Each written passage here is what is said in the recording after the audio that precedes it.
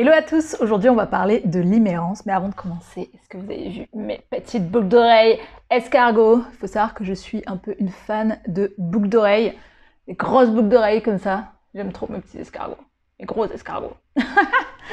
Donc ouais, aujourd'hui on parle de l'imérence.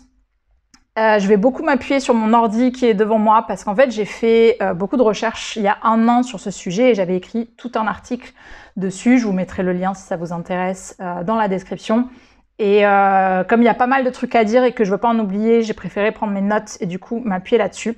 Donc je vais d'abord vous donner une définition succincte et ensuite on partira dans le détail des 4 grandes caractéristiques de la limérence. Donc, la limérance, qu'est-ce que c'est en une phrase? Et c'est pas une phrase officielle, c'est moi qui l'ai formulée comme ça au travers de toutes les recherches que j'avais faites et des infos que j'avais trouvées. Donc, la limérance, c'est un état dans lequel une personne qui ressent une attirance romantique pour une autre personne s'attache à l'idée idéalisée qu'elle se fait d'elle et développe des pensées obsessives démesurées liées aux besoins anxieux de réciprocité. La limérance, c'est un concept qui a été décrit par la psychologue américaine Dorothy Tennov dans son livre Love and Limerence en 1979, après 500 interviews qu'elle a menées au sujet de l'amour. Donc le mot limérance, il a été complètement inventé, il n'a pas vraiment... En fait, l'étymologie n'est pas très claire d'où vient ce mot, il n'a pas vraiment d'origine latine ou un autre truc comme ça. Il y en a qui disent que ça viendrait de limerick en anglais, qui serait un poème humoristique britannique. Je vois pas trop le lien personnellement. Il y en a qui disent que ça sera un mix avec romance, la romance, mais l'imérence s'écrit avec un E, pas un A à la fin. Donc honnêtement, on sait pas trop. J'ai basé mes recherches sur plein d'articles, mais à ce stade, je n'ai pas encore lu le livre. Je l'ai acheté hier pour aller plus en profondeur, mais je m'étais basée déjà sur tout ce qui avait été dit à propos de ce livre, toutes les synthèses, les résumés, etc. Donc à ce stade, c'est ça que je sais de l'étymologie du mot. Donc la limérance, elle peut durer plusieurs semaines, plusieurs mois, même des années. Et on dit, pour désigner la personne à qui on s'attache, on parle d'objet limérant. Pas du tout sexy. Objet limérant, c'est la personne que tu kiffes. Voilà. Et ce qu'il faut savoir, c'est que la personne qu'on kiffe, l'objet limérant, n'est pas forcément quelqu'un qu'on connaît bien. Au contraire, ça peut même être quelqu'un ça peut être une célébrité qu'on n'a jamais rencontrée. Ou ça peut être aussi quand même quelqu'un qu'on a rencontré, quelqu'un avec qui on a fait un date. Mais en fait, il faut qu'il y ait une forme d'espace, c'est-à-dire que c'est pas quelqu'un avec qui on est en couple, puisque c'est l'espace de non-connaissance de la personne qui laisse la place en fait à la formation d'un fantasme et d'une idéalisation. On va bien sûr y revenir plus en détail. Donc voilà, il faut savoir qu'on peut avoir une attirance romantique et des pensées obsessives pour quelqu'un qu'on n'a jamais rencontré, qu'on ne connaît pas, mais ça peut être aussi juste quelqu'un que tu as croisé à ton cours de danse par exemple. Et l'état de limérance est un peu un système, enfin un mode de fonctionnement comme une addiction, parce que c'est de l'ordre de quelque chose qu'on ne contrôle pas, qui nous dépasse et qui nous pousse à adopter des comportements pour apaiser nos émotions. Donc c'est parti, on va partir dans les 4 grandes caractéristiques de ce phénomène, ce concept psychologique de l'imérence. La première grande caractéristique, c'est le désir de réciprocité. Et en fait, toutes les autres partent de là. Tout part de là. Si on devait résumer la limérance à une chose, c'est le désir de réciprocité, le besoin de réciprocité, et je dirais même, moi, la peur de la non-réciprocité. Tout est axé autour de ça. Et en gros, ce que ça veut dire, c'est que on est centré sur le fait de s'assurer que l'autre nous aime autant qu'on l'aime. Bon, c'est pas de l'amour, hein, la limérance, à ce stade, on connaît pas la personne. L'amour, c'est quand on connaît quelqu'un, mais on va dire aimer au sens large. Donc, on veut s'assurer que l'autre nous aime autant qu'on l'aime et qu'il veut une relation autant que nous, on veut avec nous, autant que nous, on veut une relation avec lui. Et en gros, on est plus centré sur ce principe de vérifier la réciprocité que sur la naissance naturelle d'un amour, en fait, et du principe d'apprendre à connaître la personne. Donc, c'est quelque chose qui a souvent lieu plus dans le début, en fait, voilà, quand on ne connaît pas encore très bien la personne. Et donc, en parallèle de cette quête, un peu cette recherche de réciprocité, il y a une peur latente d'abandon, on va dire, ou en tout cas de la fin potentielle de l'attention ou de l'affection. Et comme c'est cette peur qui prédomine, qu'on en soit conscient ou non, parce que, donc, enfin, moi, j'ai pas, pardon, j'ai mis la main sur le micro, j'ai pas précisé, mais si je parle de ce sujet, c'est que c'est un sujet, c'est quelque chose que j'ai vécu à plusieurs reprises et de façon très intense. Donc, voilà, j'ai vécu tout ça. Si tu le vis, sache que je sais ce que tu traverses. Alors moi, c'était avec des gens que je connaissais, c'était pas avec des complets inconnus. Mais voilà, c'est un spectre, hein, comme un peu, je pense, tous les concepts psychologiques, c'est un spectre et on est plus ou moins dans l'extrême du spectre, que ce soit en termes de pensée ou d'émotion. Voilà, voilà.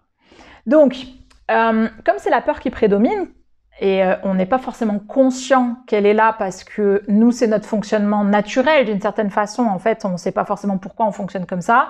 On le verra dans une autre vidéo. Mais c'est là. Et on n'est pas forcément... En fait, nous, on essaye toujours d'agir, on va dire, de la façon juste pour nous, qui est dans nos cordes, on va dire. Donc, on ne se rend pas forcément compte exactement de ce qui se joue. Et j'espère que, justement, d'en parler dans cette vidéo, ça peut aider à mettre de la conscience sur ce qui se joue dans ta situation. Si tu as ce symptôme de pensée obsessive, en tout cas d'avoir du mal à décrocher de quelqu'un, d'avoir l'impression de ressentir des émotions très intenses vis-à-vis de quelqu'un que tu connais très peu, finalement, ça peut être de la liméance. Donc, vu que c'est la peur qui prédomine, voilà quelques comportements, on va dire, qu'on peut avoir. Donc, premièrement, déjà, on va avoir cette attente de base que ce soit réciproque, et on va avoir beaucoup de mal à supporter que ça ne le soit pas. Et ça peut faire que ça peut nous amener à avoir des reproches ou des réactions émotionnelles vives vis-à-vis de l'autre personne. Deuxièmement, on va être en quête constante de preuves de l'intérêt mutuel parce qu'on a besoin de se rassurer vis-à-vis de ça. Et ça fait qu'on va rentrer un peu en suranalyse, on va analyser chaque parole, chaque situation, en interprétant chaque signe minime. Donc, c'est parce que on a besoin de cette forme de contrôle pour se rassurer. Il y a ce besoin de réciprocité intense. On est en analyse de qu'est-ce qui se passe, est-ce que ça veut dire qu'il y a la réciprocité ou non, et dès qu'elle n'est pas là, on va chercher à contrôler, et on va chercher à toujours analyser pour contrôler, pour vérifier que c'est là. Troisièmement, il y a de l'anxiété. On est anxieux en l'absence de signes, c'est-à-dire que tout va bien tant que la personne nous montre de l'intérêt, de l'attention, qu'elle nous rassure, qu'elle nous écrit, mais dès que la personne met un peu de temps à répondre, parfois au bout d'1 heure à peine, sans réponse à un message, ou ça peut même le faire au bout de quelques minutes parfois, on peut se sentir anxieux et on peut aussi être très jaloux de personnes qui sont dans l'entourage de l'autre, même sans avoir aucune idée de s'il se passe entre eux ou même s'ils se connaissent.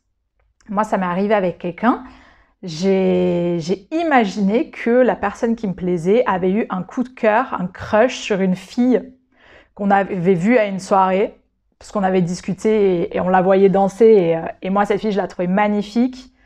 Et elle dansait trop bien. Et du coup, j'ai complètement projeté l'idée qu'il allait forcément avoir un coup de cœur sur elle. Parce que j'avais l'impression que moi, si j'étais un mec, j'aurais trop eu un coup de cœur sur elle. Et donc, j'ai projeté ma propre opinion de cette fille dans la tête de la personne qui me plaisait. Et j'en ai eu une jalousie maladive. J'en parlerai plus en détail dans une autre vidéo sur mon expérience. Donc, il y a cette anxiété. Et enfin, on va agir pour combler l'espace entre la personne et nous et apaiser cette anxiété de non-réciprocité. Ça veut dire que pour combler cet espace, on va faire des actions pour attirer l'attention de l'autre, pour maintenir un contact constant avec lui, on va peut-être être toujours celui qui écrit en premier parce qu'on va pas supporter en fait cette attente, cette distance et de pas savoir qu'est-ce que ça veut dire qu'il répond pas, qu'est-ce que ça veut dire qu'il mette du temps. Bon, et on a besoin en fait de retrouver un contact avec l'autre pour se rassurer, donc on va faire en sorte d'être en contact. Tout ça, c'est pour assouvir le besoin d'attention et c'est pas une attention, c'est pas de l'ego en fait, ça vient de quelque chose de beaucoup plus profond. En résumé, ça vient d'une blessure d'enfance. Je ne vais pas rentrer dans les détails aujourd'hui de quelle blessure et comment elle est créée et tout. Ça sera l'objet d'une autre vidéo. Mais en gros, c'est une blessure d'enfance. Et quand c'est des trucs qui sont créés dans l'enfance, ça nous touche très profondément. Et ça vient vraiment d'un endroit ici, moi, les émotions que j'ai ressenties, c'était vraiment, c'est viscéral en fait, comme émotion. Et c'est pour ça aussi que je pense qu'on a la sensation que ça prend le dessus, que quelque chose prend le dessus, parce que je pense que c'est le système nerveux qui switch et qui passe en mode alerte et qui est là à vérifier ce qu'on veut, quoi, et à être en contrôle. On va passer maintenant à la deuxième caractéristique. Donc la première, c'était le désir de réciprocité. Deuxième caractéristique, les pensées obsessives. Donc, elles vont dans deux sens. Celles qui sont les plus gênantes, on ne se rend pas forcément compte des autres, mais on a des pensées, enfin, c'est surtout les pensées obsessives négatives. Donc, en fait, la peur de nos réciprocités nous amène à avoir des pensées obsessives pendant lesquelles on rumine, on se demande constamment ce que pense et ressent l'autre vis-à-vis de nous, s'il va répondre, si c'est réciproque. Donc, en gros, on est dans un scénario, on a peur et donc on va se poser 1000 questions sur les comportements et les mots et des détails de la personne pour chercher à se rassurer, à se dire oui c'est bon, c'est réciproque, oui c'est bon, il m'a répondu, oui c'est bon, il s'intéresse à moi, oui c'est bon, on va peut-être pouvoir continuer la relation. Mais il y a aussi les pensées obsessives positives. Après, on va pas forcément les ressentir. D'ailleurs, ce mot obsessif, peut-être que, je sais pas s'il parle à tout le monde. D'ailleurs, obsessif, obsessionnel, je sais pas trop quelle est la différence entre les deux. Mais on va pas forcément se rendre compte, enfin tu me diras en fait en commentaire si tu te rendais compte déjà que tu avais ces pensées obsessives et c'est pour ça que tu as cliqué sur la vidéo, ou si c'est le fait d'entendre tout ça qui te fait réaliser que tes pensées sont très présentes. Donc les pensées obsessives positives, c'est comme il y a ce désir de réciprocité, on a tendance à être dans le fantasme d'un amour romantique partagé. Et on peut passer beaucoup de temps à penser à l'autre et à quel point on l'aime bien, à imaginer des scènes romantiques avec lui, l'avenir de la relation, etc. Donc on est cette fois-ci dans la projection positive, on est dans une forme de bien-être, mais c'est précoce en fait, puisque, enfin comment dire, en fait c'est pas de l'amour à ce stade, donc on s'imagine quelque chose sur une base qui n'est pas de la construction et une connaissance vraiment de l'autre personne. Ces pensées positives et négatives, elles vont alterner. Et en fait, la façon dont elles vont alterner, c'est en fonction de ce qui se passe par ailleurs avec la personne. En gros, quand il y a du vide et de l'incertitude, causée par la façon d'agir de la personne ou de parler, ça va déclencher la peur. Et là, ça va déclencher les pensées négatives. Et dès que la personne nous rassure ou est présente avec nous, on va se sentir apaisé. Et on va être dans le scénario positif. Tu vois?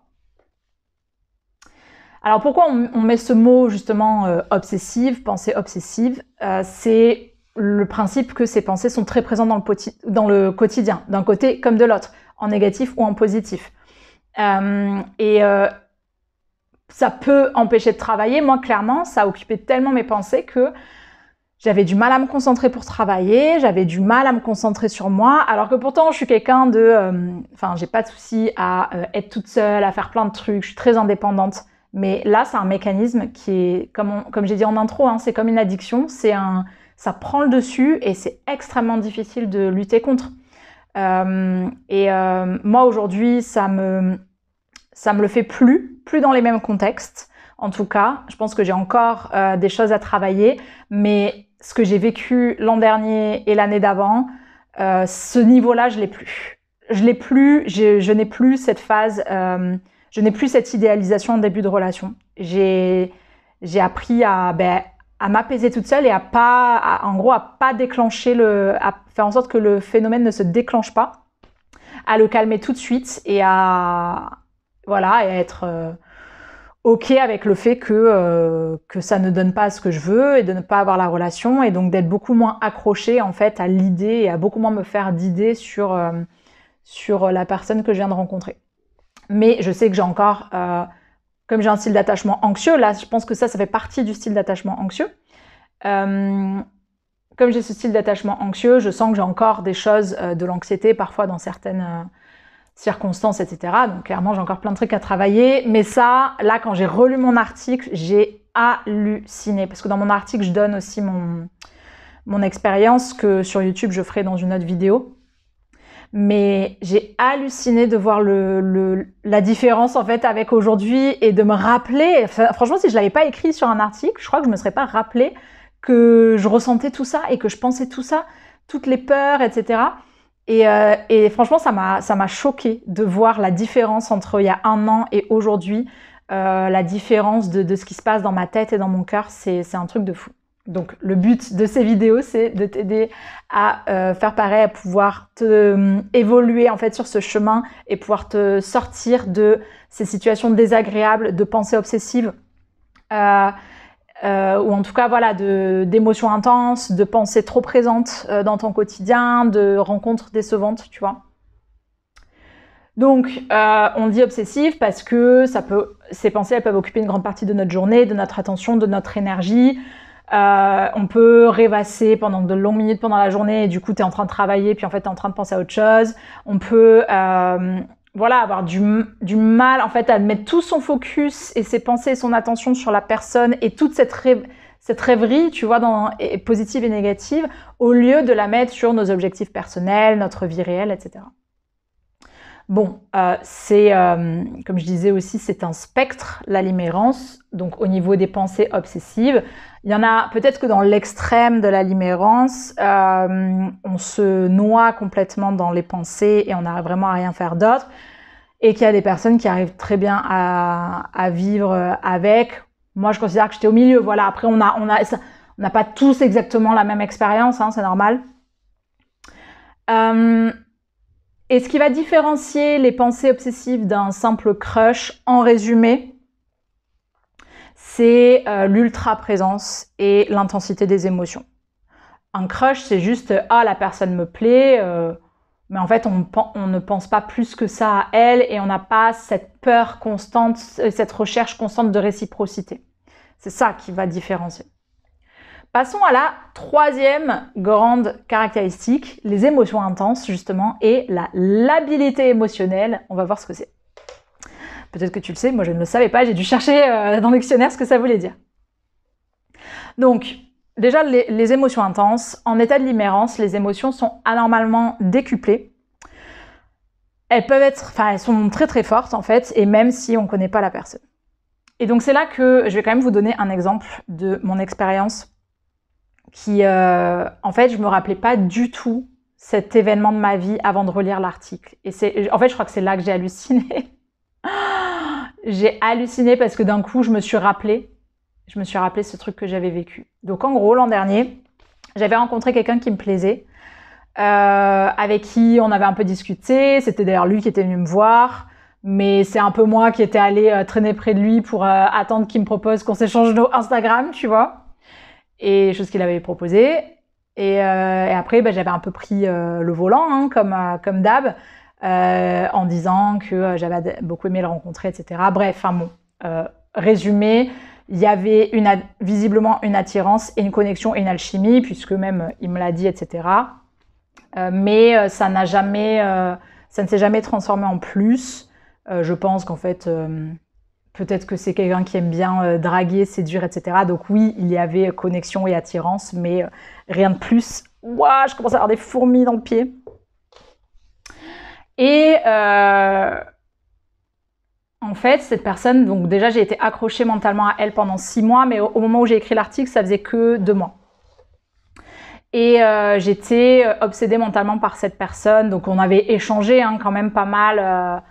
par écrit et tout, par message, mais voilà, en fait, je sentais bien que c'était beaucoup moi qui allais vers lui, etc. Et en fait, au bout de 2 mois, en plus, il avait fini par me dire, en gros, je viens de me séparer, je suis pas prêt pour une relation. Bon, on ne sait jamais dans ces moments-là si c'est une excuse pour pas dire tu ne m'intéresses pas, ou si c'est vrai, peu importe que ce soit vrai ou pas, le fait est que la personne n'a pas envie de plus avec moi. Et moi, je continuais à penser à cette personne, super chiant. Et en fait, intérieurement, je savais que ça menait nulle part parce que je voyais bien que tous mes efforts ne donnaient rien, que en plus il me l'a dit clairement. Hein, c'est assez clair. Hein, je veux dire, en gros, je suis pas prêt, quoi. ça veut dire j'ai pas envie. Et en fait, c'est ça qui m'a choquée, c'est que j'ai noté à plusieurs reprises, j'ai pleuré parce que je savais intérieurement que ça ne menait nulle part. Donc c'est-à-dire que c'est fou parce que je pleurais pour quelqu'un, enfin que je connaissais à peine, quoi. Je veux dire, oui, je l'avais vu plusieurs fois, mais en fait, on avait juste un petit peu discuté, j'avais juste une attirance, on avait une petite connexion, mais rien de plus. On n'avait pas du tout vécu une histoire d'amour, quoi. Et moi, je pleurais. Je pleurais pour cette personne. Enfin, je pleurais pas pour cette personne, je pleurais parce que la part de moi, voilà, cette part qui est déclenchée dans la limérance, elle était touchée, quoi. Et en fait, un jour, j'étais au marché, au marché à côté de chez moi, là, derrière mes lunettes de soleil, en train de cacher mes montées de larmes et ma mélancolie, hein, c'était quand même très présent. Et il y a eu ce moment où j'ai ressenti un tiraillement très vif, comme je disais tout à l'heure, là, attends, parce que là, dans mes tripes, entre l'estomac et le nombril, tu vois. Et ça arrivait par élan. Et en fait, ça arrivait quand je venais de penser au gars en question et de m'imaginer justement la magnifique blonde dont j'ai parlé tout à l'heure, qu'on avait vu danser. Et que c'était parce que dans ma tête, je m'imaginais lui en train de la kiffer, elle, en train de lui parler, de la draguer comme il avait fait avec moi, voire de lui écrire, et peut-être de elle avoir envie de la revoir et de faire de plus avec elle et pas avec moi. Je pensais à ça. Et bim, il y avait ce truc-là un tiraillement, mais en fait, je sais pas si t'as déjà eu la fin, tu vois, dans une gastro ou aussi quand j'ai eu le Covid, ça a pu me faire ça, un truc physique, hein, vraiment, tu sais, où t'as très mal au ventre et ça te tire, sauf que là, en fait, j'avais pas mal au ventre, j'étais pas pliée en deux, mais c'est bizarre parce que c'était comme émotionnel et pourtant c'était dans les tripes. Donc je sais pas exactement comment fonctionne tout ça. On dit quand même que l'estomac c'est ou le ventre c'est l'intestin c'est notre troisième cerveau. Je sais plus si c'est l'estomac ou l'intestin d'ailleurs. Et en fait j'ai ressenti ce tiraillement très très fort. Je ressentais une jalousie maladive vis-à-vis de cette fille. Et tu vois, autant à ce moment-là, je me suis dit, mais c'est pas possible, ça vient d'où ce truc? En fait, à la limite, je trouvais ça normal de ressentir des émotions vives pour quelqu'un, pour le gars de l'année d'avant avec qui j'avais vécu, non, de 2 ans avant avec qui j'avais vécu un peu plus, tu vois, une histoire, il y avait eu un peu plus légèrement un début de sentiment et tout. Mais là, je comprenais pas parce qu'il n'y avait pas eu tout ça. Et donc en rentrant chez moi, j'ai demandé à ChatGPT, je lui ai dit en fait comment ça s'explique un tiraillement comme ça dans l'estomac. Et il m'a dit c'est des émotions intenses. Donc j'ai compris, d'accord. Donc ce phénomène physique de un truc, en fait un tiraillement, c'est comme si ça faisait, comme si tu avais un élastique collé à la paroi de mon estomac et que quelqu'un venait tirer l'élastique comme ça et que du coup ça mettait une pression, tu vois, et tu sens un truc comme ça. Mais c'est émotionnel. Donc, je sais pas si tu l'as vécu. Et bon, ça peut arriver dans plein d'autres circonstances. Hein. Je veux dire, peut-être quand on a peur pour quelqu'un qu'on aime, ou enfin, plein d'autres choses, je pense. Peut-être même, je pense en fait, c'est la même sensation que le trac quand tu vas monter sur scène, par exemple, mais un peu plus fort. Moi, j'ai un petit trac, mais il n'est pas immense non plus. Là, c'était bien plus fort. Et je me suis dit que ces émotions intenses, ça devait forcément venir d'une blessure de l'enfance parce que avec mon cerveau rationnel d'adulte, je n'arrivais pas à légitimer leur intensité. Rationnellement, je me disais, mais c'est pas normal d'avoir une émotion aussi intense pour quelqu'un. En plus, une idée, c'est-à-dire que je n'ai aucune idée de si ce mec s'intéresse à cette fille. C'est une idée. Et c'est quelqu'un avec qui je n'ai pas eu une histoire d'amour. Et c'est là, en fait, que je me suis dit, il faut que je me renseigne et tout. Enfin, je pense. Et voilà. Donc ça, c'était une de mes expériences fortes de limérance. Et maintenant, pour parler de la labilité, donc c'était pour illustrer l'intensité de l'émotion. Et maintenant, pour parler de la labilité émotionnelle, donc en fait, labilité, ça vient du mot labile, qui veut dire susceptible de subir des modifications.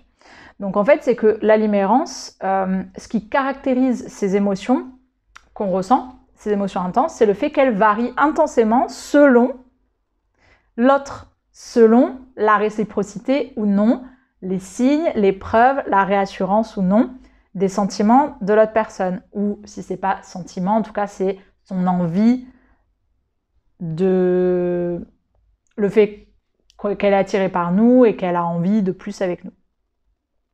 Donc d'un côté, ça peut être une grande joie ou une euphorie si on vient d'obtenir des preuves de sentiments partagés. Et dans le cas inverse, une grande tristesse, une déception, un désespoir. Et le cas inverse, c'est pas le rejet, c'est l'incertitude. Donc c'est pas la personne qui dit clairement tu ne m'intéresses pas, c'est ce questionnement, cette absence de signes, cette absence de réassurance et de certitude où on se pose la question en fait et où on ne sait pas et où du coup on a peur que ça ne donne rien, on a peur que ça n'ait pas lieu, on a peur que la personne ait changé d'avis. Et en fait, finalement, cette peur et ce qu'on vit et les émotions intenses qu'on vit n'ont rien à voir avec l'intérêt avéré de l'autre, mais avec ce qu'on s'imagine entre deux preuves. Bon, là aussi, c'est un spectre, enfin, j'imagine, je suppose, c'est ma supposition à moi. Les émotions, voilà, chacun sa manière de vivre des émotions. Peut-être que toi, tu n'auras pas ressenti ce tiraillement dans le ventre. Je ne dis pas que ça, c'est le signe de la limérance, mais c'est juste un signe pour certaines personnes d'émotions intenses. Peut-être que toi, c'est autre chose. Peut-être que toi, tu as mal à la tête, tu t'évanouis, et autre chose, je sais pas, tu manges beaucoup. Bon, on en vient à la quatrième caractéristique et dernière caractéristique de la limérance, l'idéalisation de l'autre et de la relation future. Donc déjà, clarifions, la limérance, ce n'est pas de l'amour. Donc si tu as l'impression d'être amoureux quand tu viens de rencontrer quelqu'un, c'est pas de l'amour. Parce que l'amour, c'est quelque chose qui se construit sur la durée. C'est quelque chose qui prend un peu de temps à s'installer et qui se fait un peu brique par brique, le temps qu'on apprenne à connaître l'autre. La limérance, en fait, ce qu'on ressent là, c'est une attirance romantique. Mais ensuite, la limérance, elle vient extrapoler ça très vite en idéalisation de l'autre. Et ce qu'il ne faut pas oublier, c'est que l'objectif ici inconscient, c'est d'obtenir une relation réciproque plus que d'apprendre à connaître l'autre. Pour voir si ça peut être un bon partenaire pour nous. Et qu'est-ce que j'ai mis là dans ma petite parenthèse?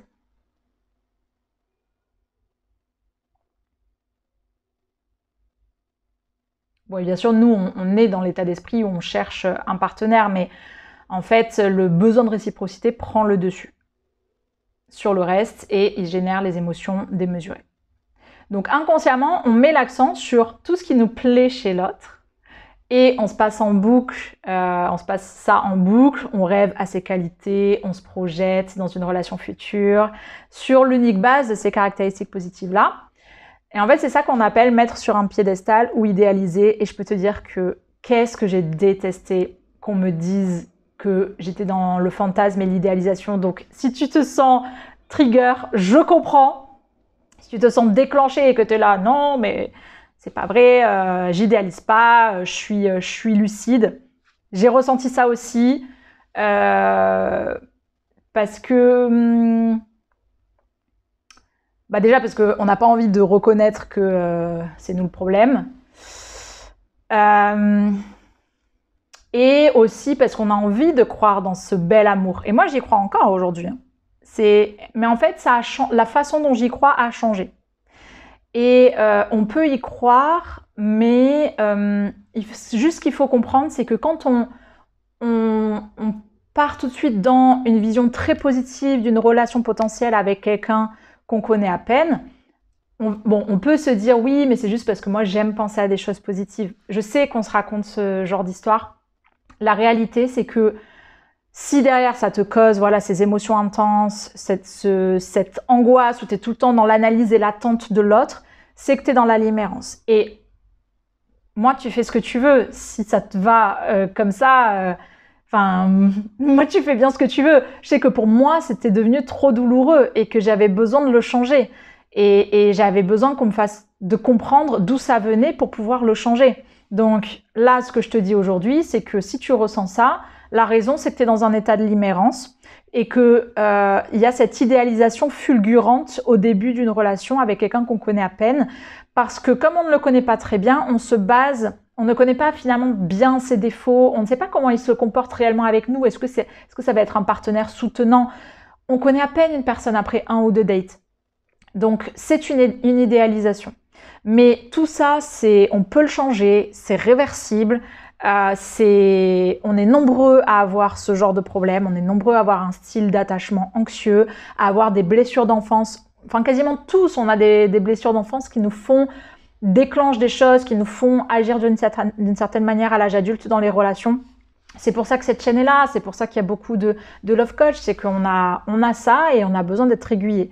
Et donc, moi, tout ce que je peux faire pour toi, c'est essayer de te faire comprendre, du coup, comment on passe de cet état de limmérance à quelque chose de beaucoup plus apaisé, ou dans lequel moi je me sens aujourd'hui, même si je disais que j'ai encore du chemin, je me sens pas 100% défaite de mon style d'attachement anxieux, mais ça a beaucoup évolué positivement. Et je n'ai plus du tout ces émotions intenses comme avant à ce stade-là avec quelqu'un. Donc, c'est ce qu'on appelle mettre sur un piédestal, idéaliser. En fait, on voit la personne pour ce qu'on pense qu'elle est et pour ce qu'on a envie qu'elle soit, et on a tendance, en fait, même si on lui voit des défauts, on considère que c'est pas très grave. On a envie de croire dans cette version belle et bisounours de l'avenir avec cette personne. Mais c'est une idéalisation. Et l'idéalisation, je l'ai dit en intro, elle est plus facile, enfin elle est renforcée par la distance. Parce que quand on est avec la personne, en fait on la voit pour ce qu'elle est, parce qu'on voit ce qu'elle nous fait ressentir, on la voit faire des trucs peut-être qui nous plaisent moins, enfin on la voit être qui elle est, et plus on passe du temps avec elle, plus on va voir ça. Et en fait, ce qui se passe, c'est que l'idéalisation, elle a lieu dans l'absence. Elle a lieu quand on n'est pas ensemble. Et cette distance, elle prend plusieurs formes. Il y a la distance physique, donc on n'est pas ensemble en ce moment. Et en fait, ce qui est marrant, c'est que on peut avoir tendance à s'intéresser à des personnes qui naturellement ont une distance avec nous. Et je ne parle pas juste du fait qu'aujourd'hui on n'a pas de date ensemble, donc on n'est pas ensemble physiquement. Je parle de indisponibilité émotionnelle et distance géographique. Et moi, ce qui est très marrant, c'est que plusieurs personnes avec qui j'ai eu toutes les personnes avec qui j'ai eu de la limmérance étaient soit en distance géographique, soit en indisponibilité émotionnelle. Tu vois, la personne dont j'ai parlé avant a dit « je viens de me séparer, je ne suis pas encore prêt pour une relation ». Ça, c'est de l'indisponibilité émotionnelle. C'est quelqu'un qui n'est pas prêt à se réengager avec le cœur. Prêt à se réengager avec autre chose. Ça, c'est moins un souci, je pense. Et beaucoup des personnes à qui je me suis intéressée étaient en distance géographique. Et à un moment, je me disais, mais c'est un sketch, c'est pas possible. À chaque fois que je m'intéresse à quelqu'un, il n'habite pas dans ma ville. Ou il n'est pas de ma culture.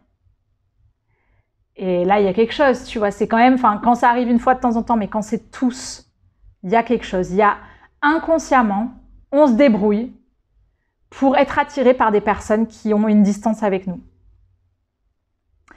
Parce que cette distance, alors, c'est pas simplement parce qu'elle nous permet le fantasme, hein, tout ça c'est inconscient, franchement c'est fabuleux, comment dire, c'est incroyable je trouve de s'imaginer, mais comment on se retrouve à faire ça, quoi. Mais en fait c'est logique parce que, on le verra dans la vidéo, on explique d'où vient la limmérance, mais grosso modo ça vient d'un sentiment d'un parent distant, et du coup pour nous l'amour c'est la distance. Donc la distance ne nous fait pas peur, au contraire, c'est notre zone de confort, c'est notre familiarité.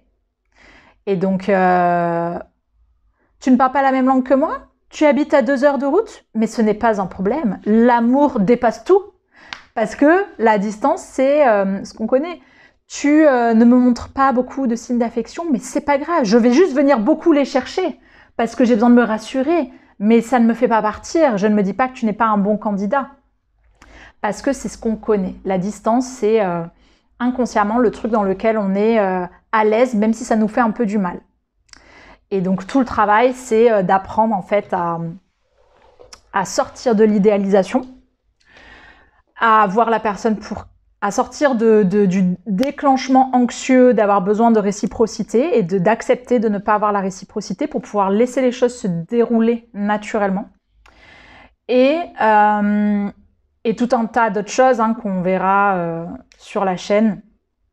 Et c'est apprendre à s'intéresser à des personnes différentes, à comprendre comment, voilà, qui va nous faire du bien en fait. Parce que finalement, quand on s'intéresse à ces personnes, on le fait parce que c'est ce qui nous est familier inconsciemment et qu'on s'en rende compte ou pas. Mais c'est pas forcément ce qui est bon pour nous. Et donc il faut changer un peu la balance et aller chercher ce qui est bon pour nous. Donc voilà pour la limérance et ses 4 grandes caractéristiques. Je vais créer d'autres vidéos sur le sujet.